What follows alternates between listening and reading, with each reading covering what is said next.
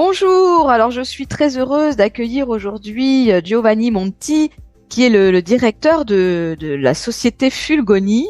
Donc on va passer un petit moment ensemble, on va lui poser quelques questions sous la forme d'une interview. Et voilà, donc bonjour Giovanni. Bonjour. Alors on va commencer par cette première question incontournable pour bien sûr connaître un petit peu mieux la société Fulgoni. C'est une société de référence dans le secteur du chauffage. On la connaît bien, de la climatisation, de la ventilation aussi. Elle existe depuis 1964, mais évidemment, elle a évolué au fil des années. Et ce qu'on a envie de savoir, c'est un petit peu ce parcours à l'origine et aujourd'hui, on en est où alors? Bien, oui, comme tu l'as dit, Fulgoni a débuté en 1964. Dans ces années-là, Fulgoni était essentiellement dédié aux travaux de rénovation de chaufferie en sous-traitance à des grands groupes de chauffage. Et également, elle avait en son sein ce qu'on appelle des chauffeurs de chaudière, c'est-à-dire des hommes qui étaient chargés de mettre le charbon dans les chaudières parisiennes. Et donc, elle avait cette capacité de répondre aux attentes des clients pour charger les chaudières le matin et le soir. Puis ensuite, Fulgoni a quand même évolué en devenant un petit peu plus autonome. Et dans les années 80-90, elle a commencé à mettre en place des contrats de maintenance et de travailler en direct avec les syndics d'immeubles. C'était un peu une révolution à l'époque. Et Fulgoni, de par sa petite structure familiale, a continué à développer cette maintenance. Et moi, j'ai intégré juste avant les années 2000 l'entreprise Fulgoni et j'ai provoqué une sorte de modernisation de cette entreprise en développant bien sûr les contrats de maintenance, en faisant des contrats de garantie totale, puis par la suite des contrats de financement. Donc voilà, Fulgoni a suivi un petit peu la conjoncture et s'est, je dirais, adapté aux conditions économiques du marché parisien. D'accord. Alors pour avoir quelques chiffres, donc aujourd'hui, vous êtes combien de collaborateurs, combien de personnes? Voilà, où est-ce que vous êtes situé, votre champ d'investigation, voilà, qu'on en sache un petit peu plus. Fulgoni a ses bureaux à Clichy-la-Garenne, donc aux portes de Paris. Bien sûr, notre zone de prédilection, c'est Paris intramuros, mais la première couronne également, on couvre la première couronne, particulièrement la zone ouest de Paris, puisque géographiquement, c'est plus direct, mais en tout cas, voilà, on a quelques affaires sur le sud de Paris et sur l'est de Paris. Ensuite, Fulgoni, c'est 60 personnes. C'est environ entre 14 et 15 millions d'euros de chiffre d'affaires par an, dédié essentiellement au chauffage, à la climatisation et à la ventilation. Exactement. Alors, on va justement passer à la question suivante, de connaître la gamme de prestations que vous offrez. Donc moi, j'ai bien noté que voilà, qu'il y avait au démarrage une installation, qu'ensuite il y avait une maintenance et un entretien des systèmes de chauffage et de climatisation. Donc ça, on pourra y revenir. De la façon dont vous intervenez, peut-être la façon dont vous vous différenciez aussi dans vos process. Et puis aussi, bien sûr, vos contrats. On l'a évoqué, vos contrats annuels de maintenance. Alors, en effet, les choses évoluant, la crise pétrolière, on en a subi quelques-unes. Donc, il a fallu réajuster un petit peu la typologie de nos contrats. On est passé des contrats de chauffeurs de chaudière à des installations au fioul, puis du fioul, on est passé au gaz, et aujourd'hui, on est aussi également dans les réseaux de chaleur. Donc, tout ça nécessitait à la fois une formation, une adaptation, tant en matériel, en outillage et en hommes. Il est vrai qu'on a toujours eu cette notion au sein de Fulgoni, c'est de s'adapter à la demande présente. Avant, on entretenait les installations d'une manière très simple, c'était de faire perdurer le matériel en place. Aujourd'hui, on est plus dans une performance de matériel. Et donc, par conséquent, bien, les contrats aussi se sont adaptés. C'est-à-dire qu'aujourd'hui, on n'entretient plus une chaufferie comme on l'entretenait avant. On est beaucoup plus attentif aux performances de celle-ci. Et pour ça, notamment, je pense que Fulgoni s'est montré innovant ces dernières années en faisant de la connectivité. Alors, la connectivité en soi n'est pas quelque chose de nouveau. Ça existe dans le milieu tertiaire, dans le milieu industriel. Mais ce qu'on note, c'est que l'immeuble d'habitat collectif parisien n'en est pas équipé, n'en est pas doté. Et nous, on a voulu mettre ça en place avec des systèmes de communication pour avoir une visualisation à distance sur une page web du fonctionnement de la chaufferie. Donc ça fait partie là aussi des études attentives que l'on mène pour optimiser les consommations d'énergie. D'accord. Donc là, c'est l'évolution qui veut ça aussi. Mais sinon, sur les contrats qu'on connaît, hein, les contrats de maintenance type, bah voilà, vous rentrez dans les clous, hein, vous les assurez. Bon, on connaît les P1, les P2, les P3, les P4, etc. Donc ça, c'est pour vous monnaie courante, quoi. C'est Voilà. votre quotidien. Absolument. D'accord. Quelque chose à ajouter peut-être on va y revenir un petit peu sur l'évolution de la technologie parce que je pense que c'est important. Mais peut-être que sur les contrats, vous faites aussi peut-être la technologie veut ça aussi. Vous êtes plus aujourd'hui aussi dans le préventif que dans le curatif. C'est-à-dire que vous essayez tant bien que mal d'éviter les pannes. C'est ça. C'est ça. Comme tu le dis très bien, Isabelle, c'est que le préventif, pour moi, est plus important que le curatif. Pourquoi? Parce que d'abord, on est dans une société où économiquement c'est difficile pour tout le monde, et que par conséquent, il faut pérenniser le matériel que l'on a en place. Donc si on le visite régulièrement ou qu'on le surveille régulièrement, eh bien il est clair que on pérennise le matériel et on fait du préventif. Et si la copropriété est sensible au préventif, ça coûte moins cher, et ça dure dans le temps. Parce que la garantie d'une chaudière, on la garde combien de temps? Parce que moi je vois des copropriétés où la chaudière est là depuis plus de 20 ans déjà. Donc, est-ce que c'est normal? Ça, c'était vrai il y a quelques années. C'est vrai que la durée de vie d'une chaudière aujourd'hui, c'est entre 18 et 21 ans. Durée de vie. Quand même, hein. Ouais. Maintenant, aujourd'hui, si on veut de la performance, il faut du matériel, je vais pas dire sophistiqué, mais beaucoup plus pointu. Et par conséquent, plus le matériel est pointu, plus il se fragilise.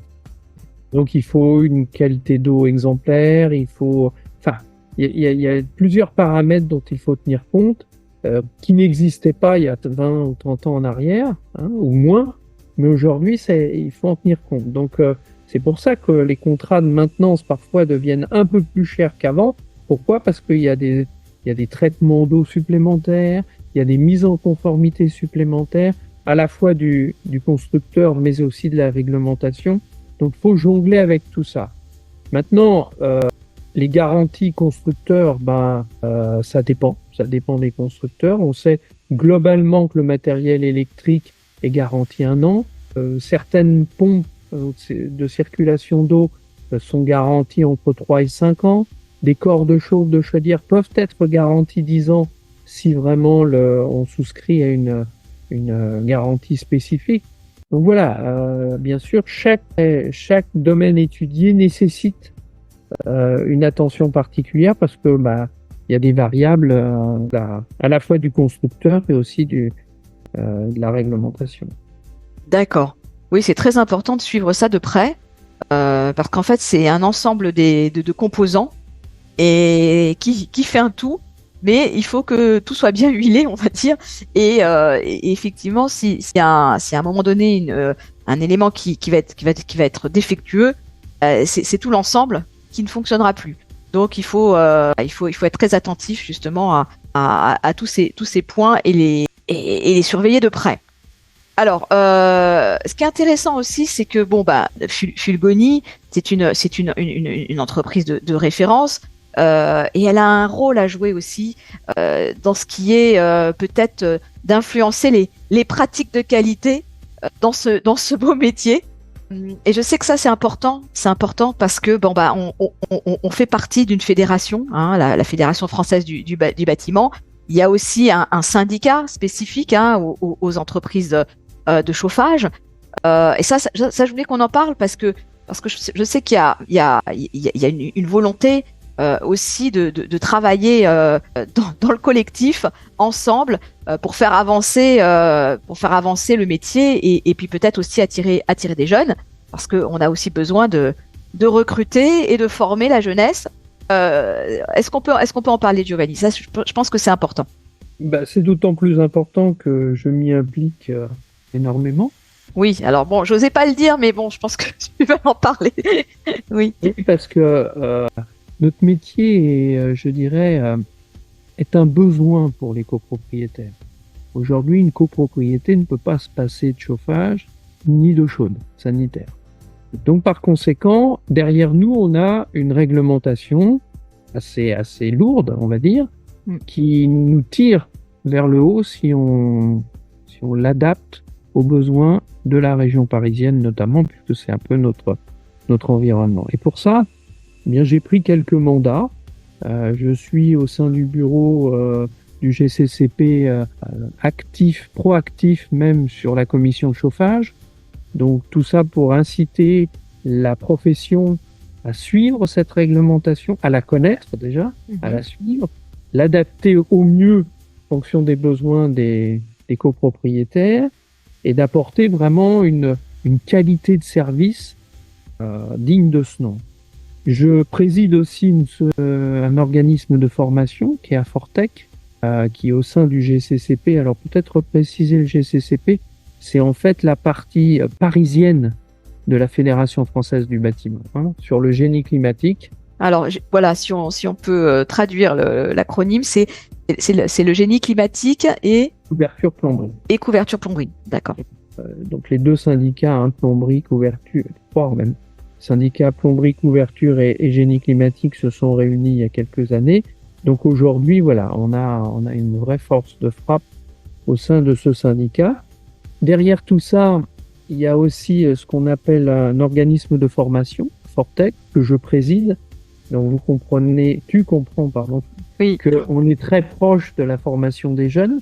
Oui. Et on a un outil assez fabuleux en région parisienne qui est l'éco-campus du bâtiment à Vitry, qui est un éco-campus aujourd'hui dédié sur 3 métiers différents, hein, donc le génie climatique, la couverture et la plomberie pour notre syndicat, le syndicat des électriciens et le syndicat du geste, qui est tout ce qui est l'aménagement intérieur des logements.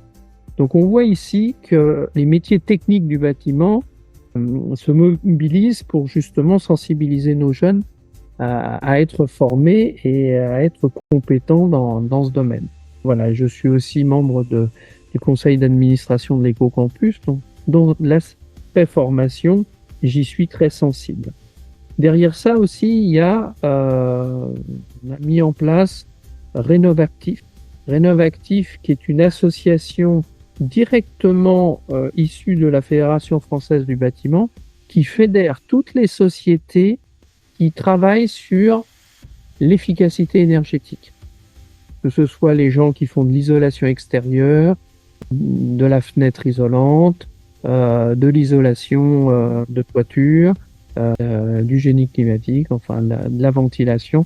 Donc on fédère au travers de cette association des gens qualifiés, RGE, reconnus garants de l'environnement, et qui veulent rassembler leurs forces pour faire des opérations d'efficacité énergétique, de rénovation énergétique fiables. Est-ce que ça permet de faire des groupements, justement, de se réunir à plusieurs pour une parce que ça c'est quelque chose qui est assez tendance, hein, aujourd'hui, puisque bon bah on intervient sur différents domaines, comme tu l'as dit, et on a besoin donc de différents corps de métier. Donc là, ça permettrait donc d'avoir un regroupement de compétences. C'est le but. C'est le but, hein. Ouais, c'est ça. D'accord. Je pense que le message est passé. Maintenant. Je peux rajouter peut-être un point. Bien sûr. Je siège aussi à Qualibat. D'accord. Donc Qualibat, qui est cet organisme de qualification, de certification du bâtiment, là aussi, pourquoi j'y siège en tant qu'auditeur, c'est justement pour amener en fait les entreprises qui opèrent en région parisienne à être des entreprises de qualité. Donc là, ça, c'est plus pour les entreprises du bâtiment, artisans, qui veulent avoir le label RGE, c'est ça? C'est ça, Giovanni? Le label RGE, mais aussi les qualifications. Mais aussi d'autres qualifications spécifiques. Voilà. D'accord, ok. Et donc là, il faut suivre tout un protocole, hein, et assez complexe d'ailleurs, avec un référentiel, et ça peut prendre un certain temps, hein, je crois. Bien sûr, mais il faut savoir ce qu'on veut. Oui. Si on veut de la qualité aujourd'hui, je rappelle que la qualité n'est pas un low cost, hein. Elle peut être, je dirais, elle permet de correctement dépenser son investissement financier, mais avec des gens de qualité. Et quand on fait un travail de qualité, ça dure dans le temps également. Oui, c'est un investissement sur l'avenir. Il faut le prendre comme ça, plus que sur. Il y a un coût bien sûr sur le moment, mais c'est la pérennité de l'ouvrage et l'assurance, quelque part, la garantie d'être tranquille pendant un certain temps, puisqu'on a fait intervenir les bonnes personnes avec les bonnes qualifications. On est tout à fait d'accord là-dessus. Donc justement, ça m'amène à cette question du confort des occupants. Aujourd'hui, on a vraiment une préoccupation, alors bien sûr d'économie d'énergie comme on l'a dit, mais aussi du confort des occupants. Et quand on parle de chauffage, on sait combien c'est important aussi de se sentir bien chez soi, malgré le fait qu'il faut faire attention, bien sûr. On parle des éco-gestes en permanence et ne pas trop dépenser cette énergie qui devient rare. Comment vous, chez Fulgoni, vous appréhendez cette question et comment vous arrivez à améliorer le bien-être des utilisateurs? Après, chaque cas est différent, c'est-à-dire que on va analyser les besoins de la copropriété. Une fois qu'on fait cette analyse en fonction de l'âge des installations, eh bien, on préconise quelque chose qui va répondre aux attentes gouvernementales, à la décarbonation, à l'optimisation de la consommation de l'énergie. Voilà, on va essayer d'étudier au mieux à la fois les besoins, les attentes des copropriétaires, et puis également les sensibiliser sur, de mieux gérer la température ambiante des logements. Ça, c'est important. Ça, c'est une prise de conscience, hein, aujourd'hui. Bon, et bien sûr, il faut être bien chez soi, mais il y a aussi justement d'anticiper. C'est-à-dire que quand on sait qu'on va être absent, est-ce qu'il y a moyen de réduire le chauffage dans son appartement? Est-ce qu'on a besoin de chauffer même quand on n'est pas là? Ou est-ce qu'on a besoin de chauffer toutes les pièces? Est-ce que ça c'est quelque chose qui devient vraiment du sur-mesure en fait, hein, où chaque copropriétaire va vouloir avoir quelque chose qui lui est propre. Mais bon, vous, au niveau de la chaudière, est-ce que c'est possible de faire ça? Alors, c'est compliqué en milieu collectif, parce qu'on raisonne bâtiment et on raisonne pas plateau par plateau. Voilà. Après, on peut affiner les choses. Les répartiteurs de frais de chauffage permettent aussi de sensibiliser les gens sur leur propre consommation. C'est assez dissuasif, donc pour leur permettre de dire, quand j'ouvre une fenêtre, je ferme mon radiateur. Et puis quand je referme ma fenêtre, je réouvre mon radiateur. Bon, c'est des choses qui sont simples, mais qu'il faut qu'on en prenne conscience, parce que un radiateur qui lui va continuer à chauffer alors que la fenêtre est ouverte, c'est de la dépense d'énergie pour rien. Donc voilà, en fait, il y a des habitudes à changer, mais à tout niveau. Il y a des habitudes à changer chez l'exploitant, il y a des habitudes de vie aussi à changer chez nos copropriétaires. Maintenant, grâce à la connectivité, grâce aux IoT, c'est-à-dire tous ces équipements qui vont donner des informations à la régulation, on peut là aussi mieux équilibrer le chauffage dans les appartements. Joanie, ça veut dire qu'on va placer des petits capteurs, c'est ça? C'est ça. Comme ça, on va avoir un retour d'information. Tout à fait. Ils vont donner des informations au régulateur qui, lui, va ajuster. de façon équitable pour que, je dirais, il n'y ait pas trop de disparité entre un appartement au rez-de-chaussée et un appartement au dernier étage. Voilà. Donc là, on peut mieux répartir la chaleur sur la totalité du bâtiment, du rez-de-chaussée au dernier étage, de façon à ce que ça soit assez équilibré. Parce que bon, la plainte qu'on a la plupart du temps, c'est qu'on a vraiment trop chaud dans les étages inférieurs et pas assez dans les étages supérieurs. Ça, c'est vraiment la réflexion qu'on a très souvent. Hein. Alors bon, c'est peut-être un peu moins maintenant, justement, grâce à des efforts qu'on a mis en place sur les chaudières. C'est peut-être plus facile de réguler ça maintenant. Alors, après, il y a ce qu'on appelle, si vraiment on veut faire un équilibrage, ce que j'appelle moi horizontal, c'est-à-dire plateau par plateau, il faut équiper tous les radiateurs d'organes de réglage qui permettent là aussi d'équilibrer le réseau de façon plus efficace. La régulation permet de pallier à quelques paramètres, mais il y a aussi des installations particulières d'organes de réglage qui vont améliorer aussi le passage du débit de l'eau dans le réseau. Alors, il y a toujours une question un peu sur l'avenir et la prospective. Donc là, il y a eu des évolutions dans la réglementation. On n'en a pas trop parlé, mais bon, il y a quand même des choses qui ont changé la donne. Des évolutions aussi dans le matériel et dans la technologie reliée à ce matériel. Donc vous, comment vous voyez l'avenir, Giovanni?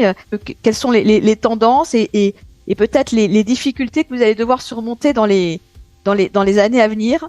Donc la première difficulté, c'était peut-être aussi la conjoncture économique et le coût de l'énergie. Ça, c'est quand même une grosse difficulté.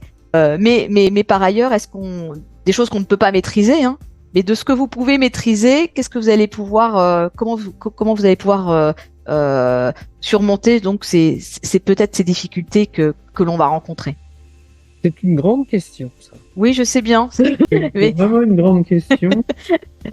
Et j'ai envie de faire un appel un petit peu pour bien comprendre dans quelle phase on se trouve aujourd'hui. Aujourd'hui, je pense que dans l'immeuble parisien collectif, on est dans une phase transitoire. C'est-à-dire que ce soit certaines entreprises du génie climatique comme nos clients copropriétaires, on est encore sur de l'ancienne méthode.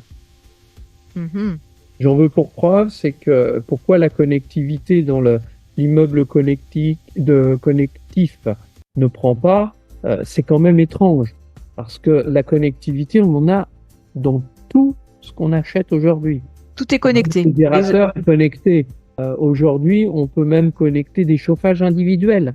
Hein, quand on a un pavillon, on peut, quand on achète une voiture, on nous met tout de suite les informations qui vont bien sur notre smartphone. Pourquoi la chaufferie, qui représente la plus grosse dépense budgétaire de l'immeuble, n'est pas connectée? Et ça, c'est pour moi une vraie interrogation. Et beaucoup de mes confrères, malheureusement, n'adoptent pas encore cette méthode. Sauf qu'on va vers l'intelligence artificielle de plus en plus, et il va falloir qu'on connecte nos chaufferies. Parce que l'avantage d'une connectivité, c'est que la surveillance d'une chaufferie ne se fait pas une fois par mois, quand le technicien passe sur place. Elle se fait 24 heures sur 24. Puisque là, on a des informations qui nous reviennent, et s'il y a des alertes, bien nos smartphones, enfin les smartphones des techniciens, donnent l'information de cette alerte, et là on peut réagir très rapidement, soit à distance, soit on se doit de se rendre sur place, mais on sait aussi pourquoi on se rend sur place. Donc on décarbone d'une certaine façon parce qu'on fait moins de déplacements et on surveille l'installation davantage. Donc pour moi, ça c'est une évolution qui doit se faire, mais très rapidement. Et dans les informations qu'on récupère, enfin il y a des informations pour moi qui me paraissent évidentes aussi, c'est la température extérieure.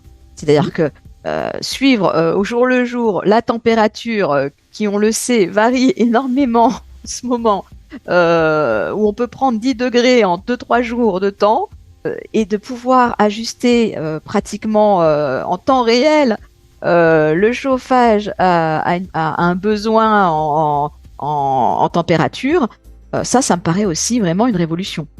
Oui, Et pourtant, ça paraît évident comme ça. Mais mieux que ça, Isabelle, c'est ouais. qu'on peut anticiper la météo. Oui, voilà, en plus. Parce qu'en fait, la Météo France est tout à fait à même de nous expliquer que si, par exemple, on a 0 degré le matin à 6 heures, mais on sait qu'on va avoir peut-être à midi, on va peut-être avoir 10 ou 12 degrés. Mhm. Et cette amplitude, comme tu le signales, eh bien, il faut l'anticiper pour que le chauffage soit plus régulier et qu'on n'ait pas des variations trop importantes, parce que une sonde extérieure, elle ne va réagir qu'à l'instant T. Oui. Alors que si le logiciel du régulateur est paramétré pour anticiper la météo, il va travailler en amont et améliorer justement la température. Et tout ça va générer des économies. Alors la prévision météorologique, c'est pas évident non plus, hein, parce que on voit que souvent ils se trompent. C'est vrai que c'est pas facile. Mais en tout cas, oui, il faut aller vers ça. Ouais, ça c'est évident. Donc un appel à la profession, Oui, et puis à l'appel aux copropriétés.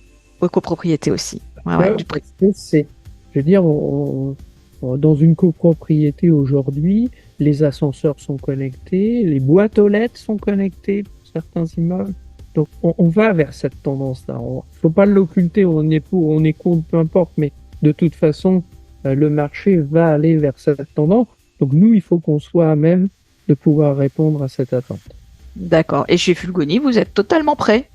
Voilà, ça fait déjà des années que vous travaillez là-dessus. Donc, il n'y a plus qu'à. Il n'y a plus qu'à. Bon, ben, Giovanni, merci pour cet entretien. Je pense qu'on a répondu à peu près à toutes les questions que j'avais envisagées.